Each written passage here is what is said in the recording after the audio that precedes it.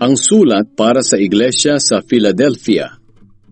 Isulat mo ito para sa anghel na nagbabantay sa iglesia sa Philadelphia. Ito ang mensahe ng banal at mapagkakatiwalaan na may hawak ng susi ng kaharian ni David. Kapag binuksan niya ang pinto ng kaharian, walang makapagsasara nito. At kapag isinara niya, wala sino mang makapagbubukas nito. Alam ko ang mga ginagawa ninyo. Kahit kakaunti ang inyong kakayahan, sinunod ninyo ang mga turo ko at naging tapat kayo sa akin. Kaya nagbukas ako ng pintuan para sa inyo na walang sino mang makapagsasara.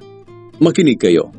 Ito naman ang gagawin ko sa mga kampo ni Satanas na mga sinungaling at nagpapanggap na mga Hudyo. Paluluhurin ko sila sa harapan ninyo at malalaman nila na mahal ko kayo. Darating ang matinding kahirapan sa buong mundo na susubok sa mga tao. Ngunit dahil sinunod ninyo ang utos ko na magtiis, ililigtas ko kayo sa panahong iyon. Malapit na akong dumating, kaya ipagpatuloy ninyo ang mapubuti ninyong gawa upang hindi maagaw ng kahit sino ang gantimpalang inihanda para sa inyo. Ang magtatagumpay ay gagawin kong parang haligi sa bahay ng aking Diyos at hindi na siya aalis doon. Isusulat ko sa kanya ang pangalan ng aking Diyos at ang pangalan ng lungsod ng Diyos, ang bagong Jerusalem na bababa mula sa langit.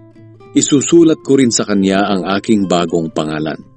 Kayong nakikinig, pag-isipan ninyong mabuti ang sinasabi ng banal na Espiritu sa mga iglesia.